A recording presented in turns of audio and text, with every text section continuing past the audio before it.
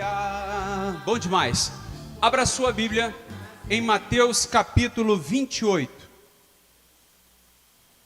Evangelho de Mateus capítulo 28. Nós vamos ler a partir do versículo 16, para que você seja contextualizado com o que nós vamos falar. Amém? Então, diz assim a palavra de Deus: os 11 discípulos partiram para a Galiléia, para um monte que Jesus lhes havia designado. E quando viram Jesus, o adoraram. Mas alguns, o que fizeram? Duvidaram. Jesus, aproximando-se, falou-lhes dizendo: toda autoridade me foi dada no céu e na terra.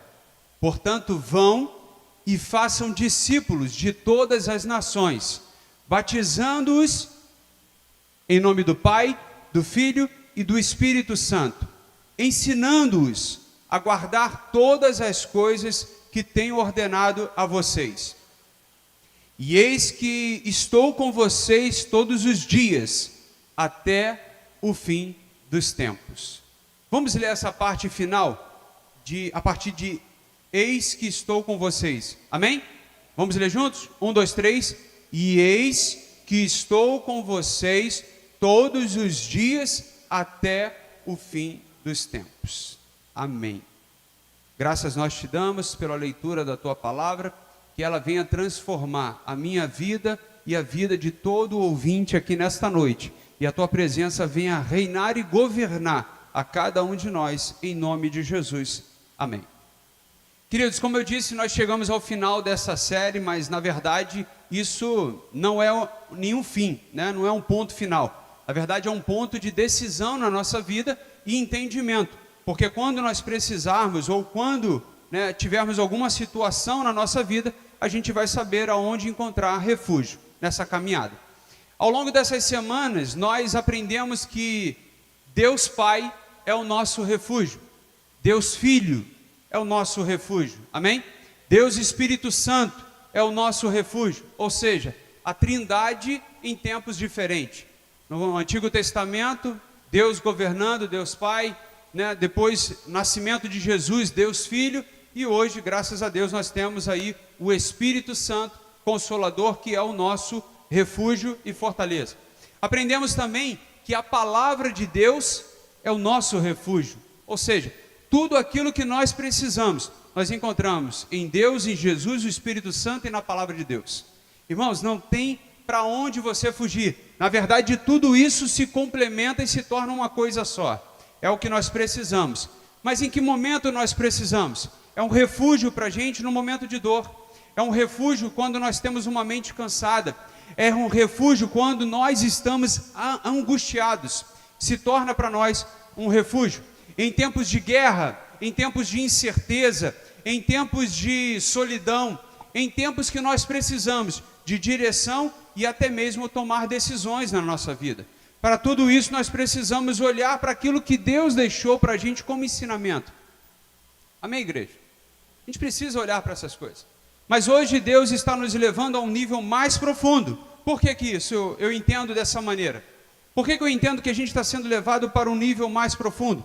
Porque nós vamos entender mais uma vez que refúgio não é apenas um lugar aonde você corre quando está precisando, mas na verdade nós vamos entender que é uma presença que caminha conosco todos os nossos dias, como nós lemos em Mateus capítulo 28, no versículo 20.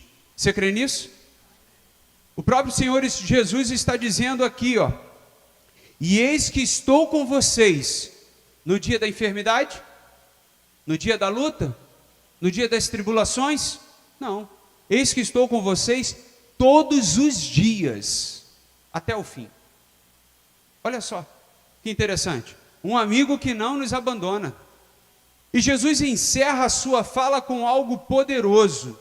Eu estou com vocês todos os dias. Você pode dizer amém? É claro, só diga isso se você acredita. Não diga isso porque eu estou dizendo não, porque vai ficar estranho. Mas se você acredita, lembre-se sempre disso. O Senhor está comigo todos os dias. No dia de luta, Ele está contigo.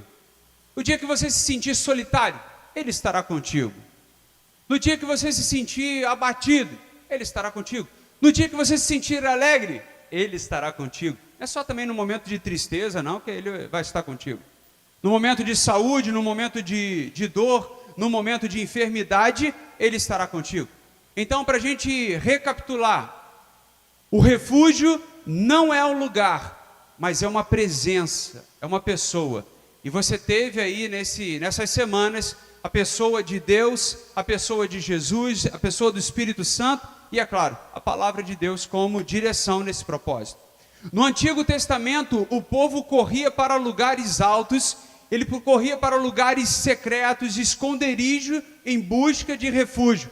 Mas no Novo Testamento, Jesus diz: eu sou o refúgio, eu estou contigo, você não precisa nem correr. Digo para você que você não precisa nem gritar, você não precisa nem externar aquilo que você precisa, porque o Deus que você serve, Ele sonda os seus pensamentos e corações. Olha só, Ele conhece todas as coisas. Então aquilo que você vai precisar amanhã, creia que Deus já está providenciando.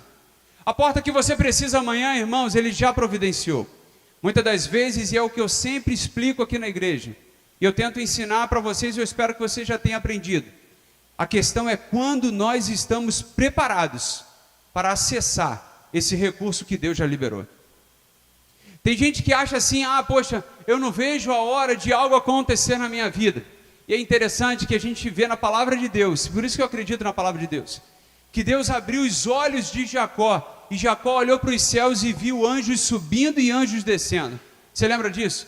Irmãos, a todo momento os céus estão trabalhando em seu favor, em meu favor, em favor desta humanidade.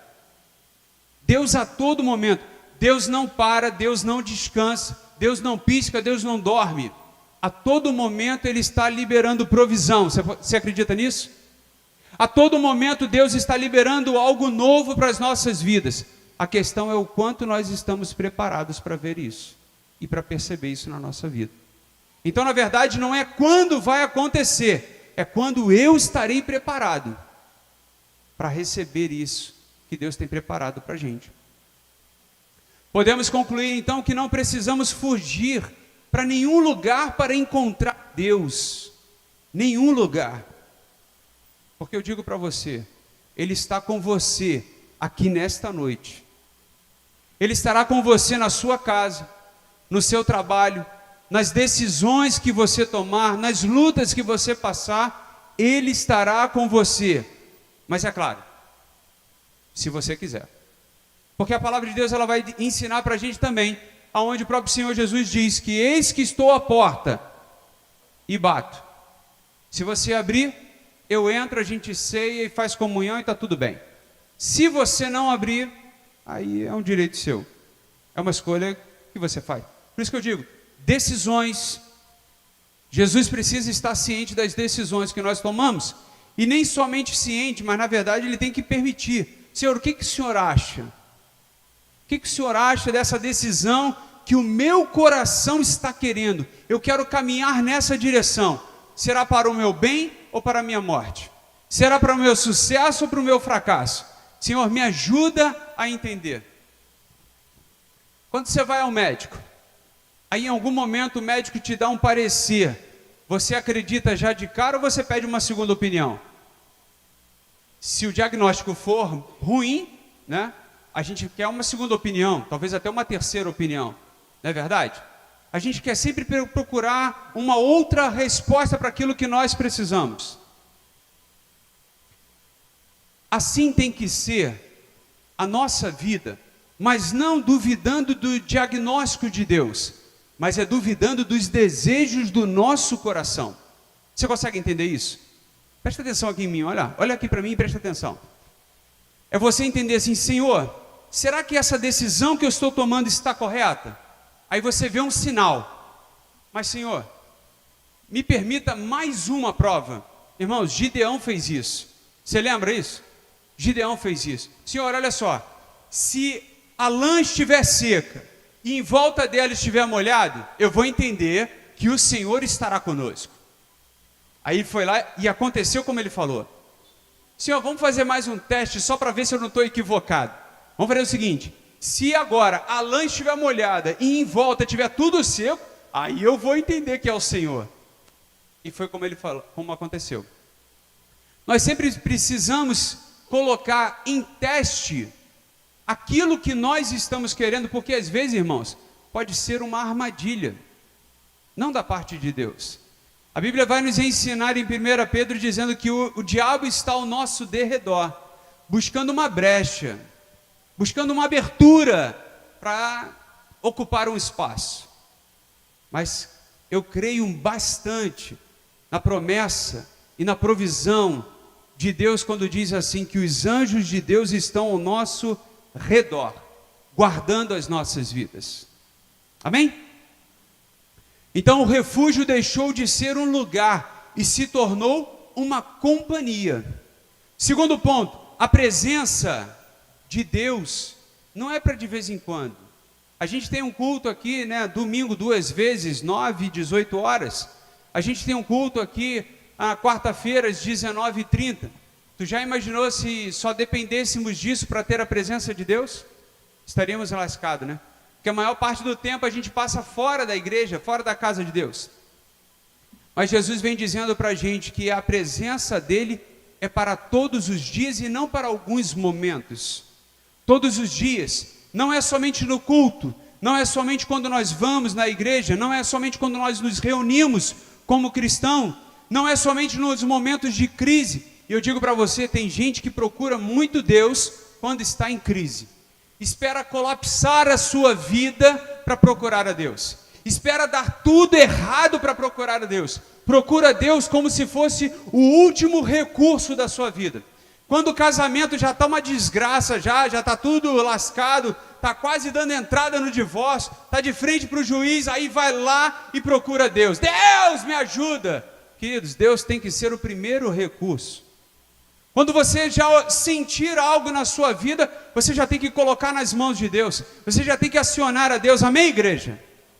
Não o último recurso. Ele é o início de todas as coisas. Então não é somente no momento de crise.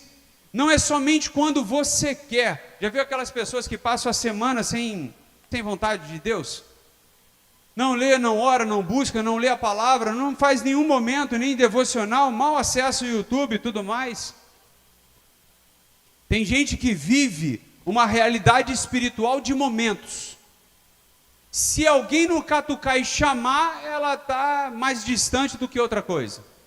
Isso não é bacana, irmãos. Pelo contrário, Jesus está querendo aqui uma companhia. E olha que bênção, né? Talvez o pessoal ache você chato. Alguém já sabe disso? Talvez alguém pense assim, poxa, fulano é chato, né? O pastor Adriano é chato demais. É porque ele fala muito, ele repete as coisas, ele fala rápido, tem hora que ele fala devagar, tem hora que é isso, tem hora que é aquilo. Mas Jesus não acha você chato, sabia? Jesus não acha você chato. Ele não acha você chato, ele gosta da sua companhia, ele gosta de conversar com você, ele gosta que você coloque ele em primeiro lugar na sua vida. Então lembre-se sempre disso. Por mais que você talvez não tenha o hábito de orar pela manhã, né, ou à tarde, ou à noite, seja como é que for, comece dando o primeiro passo, talvez não tão grande assim, comece dando um passinho como esse. Quando você abrir os olhos amanhã, fala assim, Senhor, obrigado por esse dia. Nem sei se as coisas que eu planejei vão dar certo ou não, mas eu já te agradeço, porque eu sei que o Senhor está comigo hoje, neste dia. Quando você chegar em casa, dá um passinho, né? Chegar em casa, você fala assim, Senhor, obrigado por esse dia. Algumas coisas não saíram como planejado, o meu planejamento, mas graças a Deus a sua presença estava comigo. Lembre-se sempre de agradecer, porque esse é o primeiro passo na sua vida, aquilo que Ele tem feito. Deus quer um relacionamento conosco e para isso Ele enviou o seu Filho. Um relacionamento em todos os dias, em todos os momentos. Acredite nisso. Dizem que segunda-feira, né, o pessoal tem um pensamento aí, eu ouço isso do meu pai, né, que segunda-feira é o dia das almas.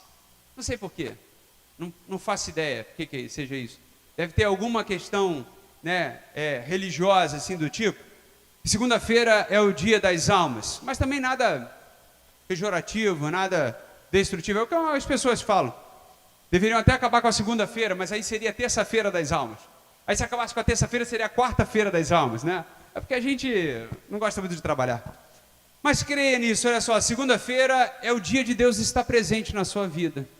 Talvez você pense assim, poxa, na minha casa, talvez no meu trabalho, meu irmão, em todo lugar. Deus é um Deus onipresente, ou seja, Ele está em todos os lugares. Aonde você estiver, a presença do Senhor estará contigo. Nos tempos difíceis, em qualquer circunstância. Quem vive só de momentos, irmãos, com Deus, nunca vai experimentar a força da presença de Deus. Porque vai só viver superficialmente. Terceiro ponto que eu queria te falar nessa noite. A presença de Deus vai sustentar você no processo dessa caminhada. O texto que nós lemos, ele vai dizer assim, até o fim dos tempos. Ou seja, isso fala que em todo o processo, Jesus estará conosco. Em toda a jornada, em toda a caminhada. Hoje em dia nós temos esse entendimento dos nossos dias em processo. Uma caminhada espiritual. Uma caminhada que talvez hoje você consiga percorrer uns 15 quilômetros. Amanhã você consegue 7. Uma caminhada que você acerta algumas coisas diante de Deus. Outras você ainda precisa desenvolver. Por isso que a gente coloca em processo, porque a cada momento a gente precisa sempre estar avançando, melhorando nesse propósito. Deus não prometeu para a gente, ausência de lutas. Você acredita nisso? Em que momento Deus prometeu para a gente que nós não passaríamos por lutas? Jesus não foi, porque Ele fala que no mundo teríamos aflições. Então, na verdade, Ele está dizendo para a gente que nós teríamos lutas, mas Ele prometeu que estaria conosco, em meio às lutas. Às vezes nós temos algumas amizades que abandonam a gente quando a gente está precisando de um dinheiro. Às vezes abandonam a gente quando a gente está passando por alguma adversidade, porque talvez seja medo de ser contagioso, Pode ser contagioso, essa má sorte. E aí as pessoas se afastam. Mas na verdade Deus não. Ele está próximo e Ele pode mudar a nossa situação. O que te sustenta não é a ausência de problemas, é a presença de Deus na caminhada. Isso eu anotei aqui, eu achei muito bacana. Não é a ausência de problemas. Eu estava lendo uma história e eu achei bem interessante, onde um avô e o seu neto estavam conversando e eles tiveram uma brilhante ideia de plantar 2 árvores. Então eles pegaram 2 mudas e plantaram num vaso, ou melhor, uma delas eles plantaram num vaso e colocou dentro de casa, na varanda. A outra muda, da mesma espécie, da mesma árvore, retirada do mesmo lugar, o avô plantou do lado de fora. Isso porque o neto tinha perguntado para ele, por que tantas lutas, tantas dificuldades, por que Deus permite que tantas dificuldades assim aconteçam com seus filhos? Aí o avô falou assim, olha, eu vou responder essa questão para você, mas daqui a um tempo eu vou te falar a resposta. Vamos primeiro plantar estas 2 árvores. Aí eles plantaram as 2 árvores, uma dentro de casa e a outra no quintal, fora de casa. Passaram-se 5 anos. E aí o neto dele, sempre visitando ele, e foram ver esta árvore. Lembraram dessa promessa e aí foram ver a árvore que eles tinham plantado. A árvore que tinha sido plantada dentro de casa, ela estava nessa altura. E aí a árvore que foi plantada no quintal, ela já estava com quase 4 metros de altura.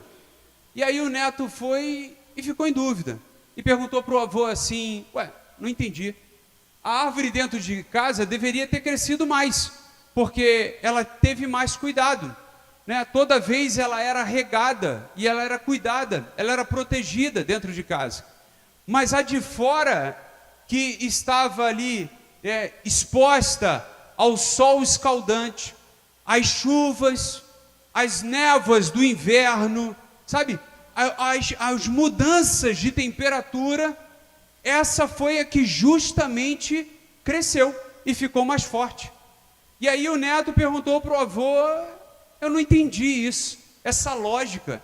Aquilo que estava sendo tão cuidado, tão protegido, né, não pegou chuva, não pegou sol escaldante, não pegou ali um momento de inverno, pelo contrário, foi protegida, adubada, guardada. Por que ela não cresceu e não se desenvolveu? E a que está lá fora, ela se desenvolveu. E aí foi quando o avô falou: olha, você lembra que há 5 anos eu disse para você que eu ia responder por que a gente passa por lutas e o que serve com essas lutas e dificuldades que nós passamos. Essa árvore que você viu aqui dentro é quando a gente tenta proteger as pessoas à nossa volta, porque nós amamos essas pessoas. E a gente tenta proteger, tenta cuidar, tenta guardar. Mas a gente não prepara essas pessoas com excesso de proteção. Aquela lá fora já é diferente. Ela já foi exposta e ela mesmo criou as raízes, aprofundaram as raízes. Ela aprendeu a conviver em um cenário muitas das vezes hostil. E assim é a nossa vida. Então, toda luta que você passar, entenda que isso está servindo para o seu crescimento como pessoa. Entenda que está servindo para o crescimento da tua fé, da tua esperança, da tua confiança em Deus. Ela não vai vir para o seu mal, não vai vir para matar você. Pelo contrário, a luta que nós passamos, irmãos, não são para nos destruir. Entenda isso. Não são para nos destruir. Sabe por quê? Porque Deus é fiel. E Ele não vai colocar sobre você um fardo que você não pode suportar. Uma luta que você não pode suportar. Uma dificuldade que você não possa suportar. Deus não vai permitir. O inimigo até tentaria destruir você, mas Deus não permite. Talvez você diga assim: mas por que eu posso falar isso com tanta certeza? Porque eu vejo isso na Bíblia, como eu disse, né, irmãos? Eu sempre vou dizer para você aqui em relação à Bíblia. Eu não vou falar para você em relação ao coach não sei o que, a fulano de tal que eu vi na carta de não sei quem. Não, vamos falar na Bíblia. Na Bíblia estava registrada a história de um homem temente a Deus, fiel, íntegro. O nome desse homem era Jó. E aí Deus provocou Satanás dizendo para ele: você observou o meu servo Jó? Ele: eu vi. O Senhor favorece ele em todas as coisas? Assim, é mole, né? Favorecendo ele, dando tudo que ele precisa, fazendo ele prosperar, abençoando a vida dele. É fácil ele te adorar, ser fiel ao Senhor assim, dessa maneira? Aí Deus falou o que para ele? Você pode fazer tudo o que você quiser com o que ele tem. Você pode fazer. Você tem liberdade para isso. E aí ele foi lá, aproveitou, fez aquela bagunça toda. Tirou tudo que ele tinha de propriedade, perdeu de uma hora para outra. Um cara rico, próspero, abençoado, e se torna um cara falido. Feito isso, Satanás se apresenta novamente para Deus lá, e Deus fala assim: tá vendo, meu servo Jó? Mesmo você me tentando, falando que ele ia, apostatar, vamos colocar dessa maneira, mesmo você fazendo isso, ele se manteve fiel.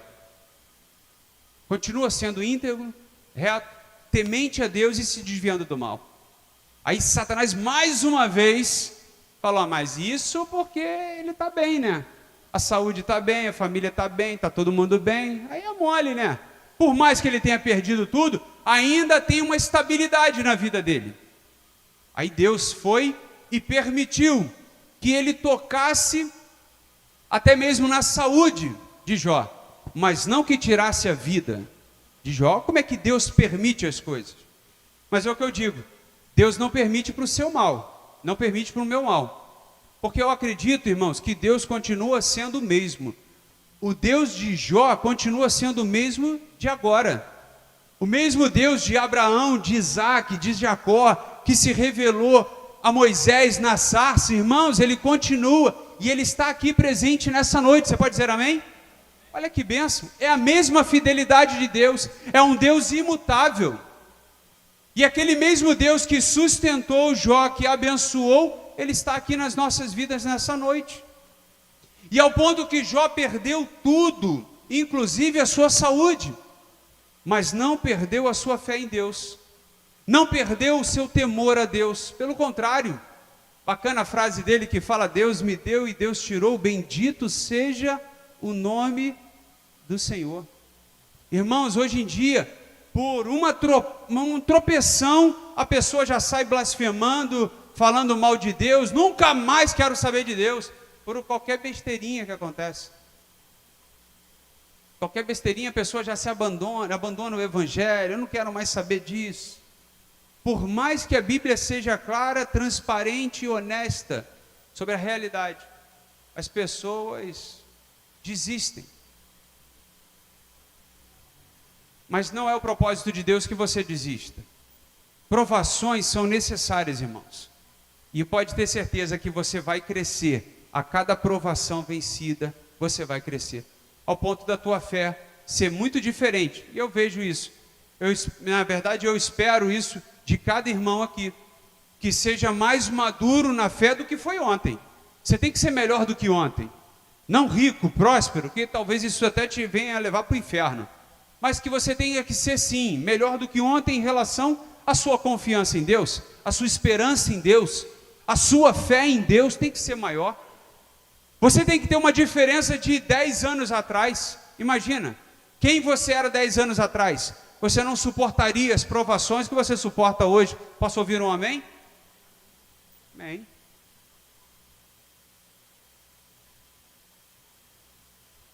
Quem carrega a presença de Deus, irmãos, creia nisso, carrega a direção e carrega também uma missão na sua vida. O texto que nós lemos, ele faz parte da grande comissão, a uma convocação que Jesus fez aos seus discípulos.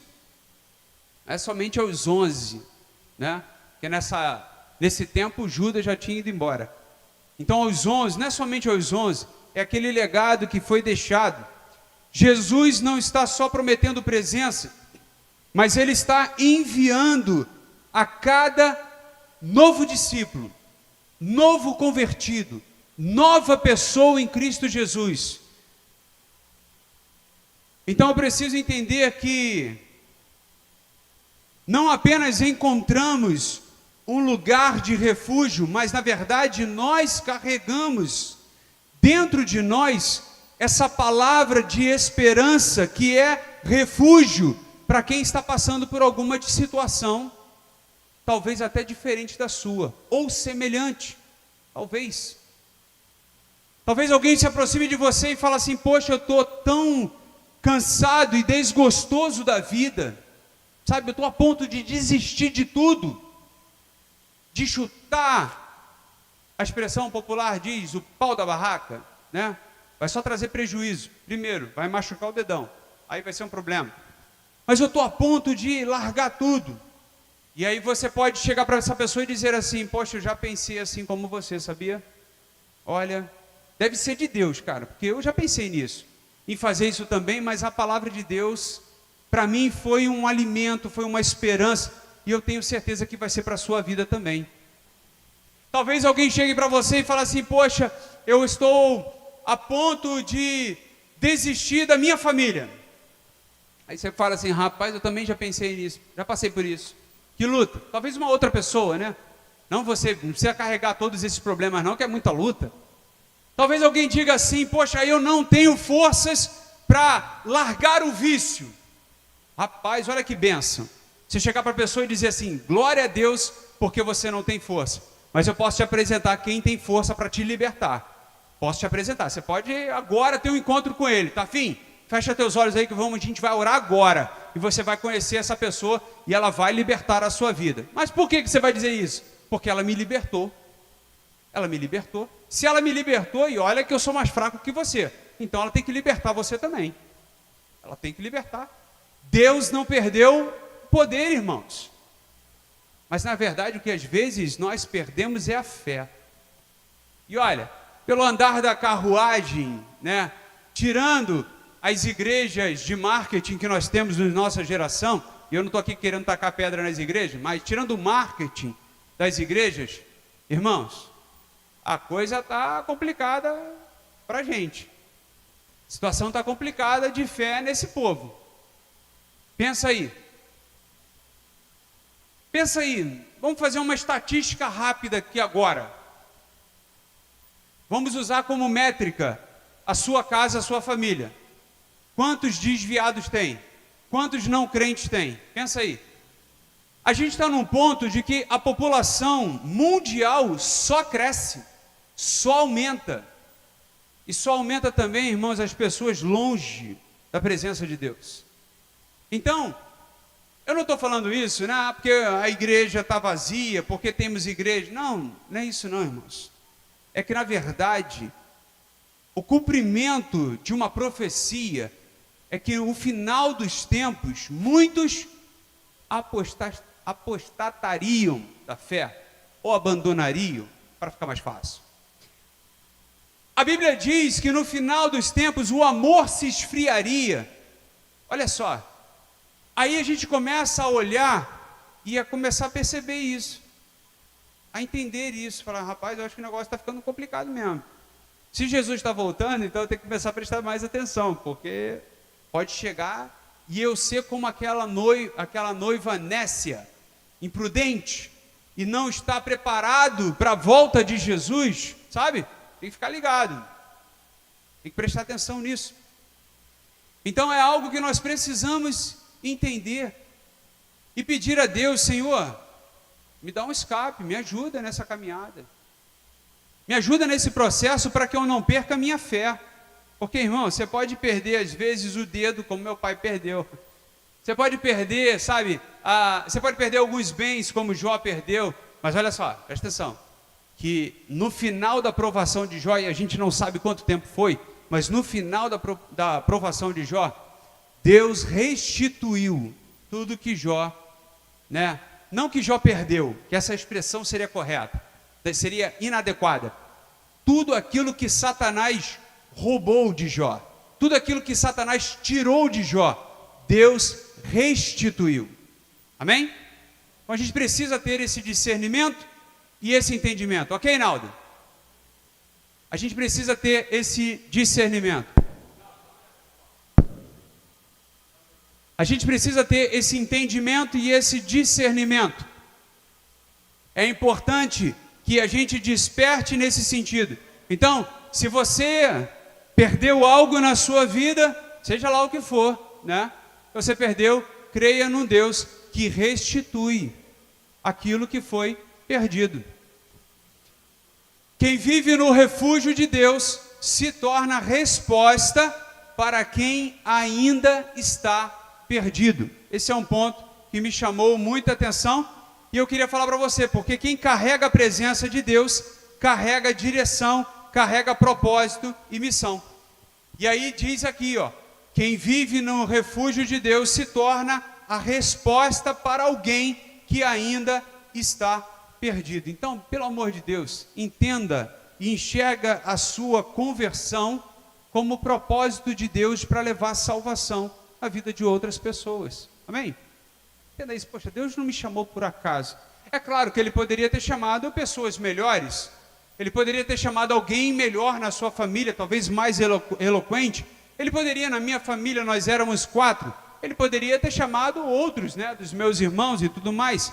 Mas hoje, o que tem, sou eu. Fazer o quê?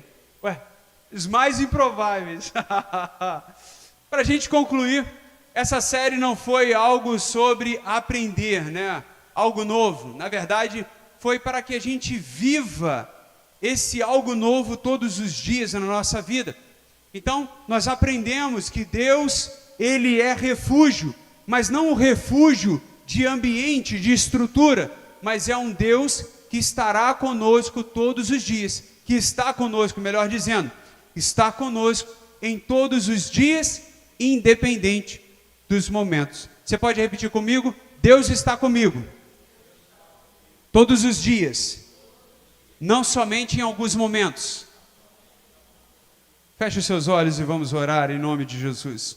Pai maravilhoso, eu coloco em tuas mãos e na tua presença cada pessoa que entrou por essas portas, cada pessoa que se conectou nessa transmissão no YouTube, que o Senhor venha abençoar esses lares e sustentar, dando sempre, Deus, direção, sabedoria, dando sempre entendimento, para que possamos enfrentar todos os dias da nossa vida.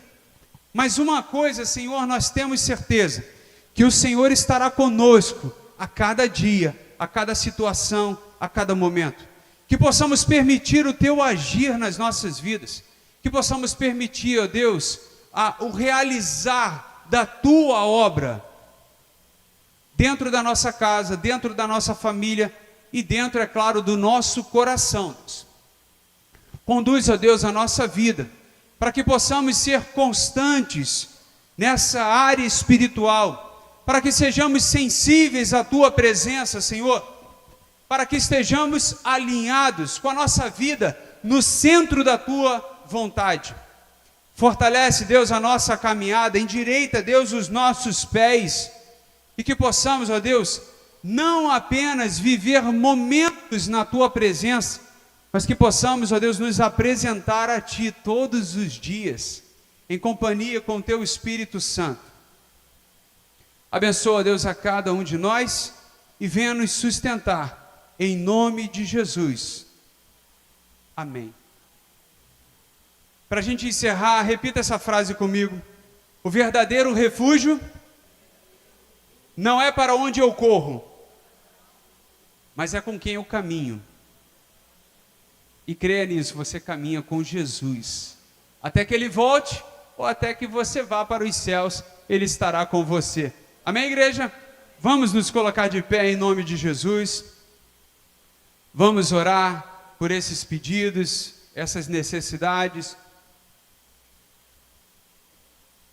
Temos também algumas necessidades também para apresentar diante de Deus. Eu queria que você fechasse seus olhos mais uma vez, levantasse as suas mãos em direção ao altar. Maravilhoso Deus, eu coloco diante de Ti, Senhor, esses pedidos, essas necessidades que foram listadas aqui nesses papéis.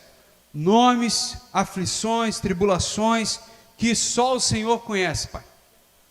Venha com Teu poder e autoridade, Deus, e muda a sorte dessas pessoas. Transforma, Senhor, realidades.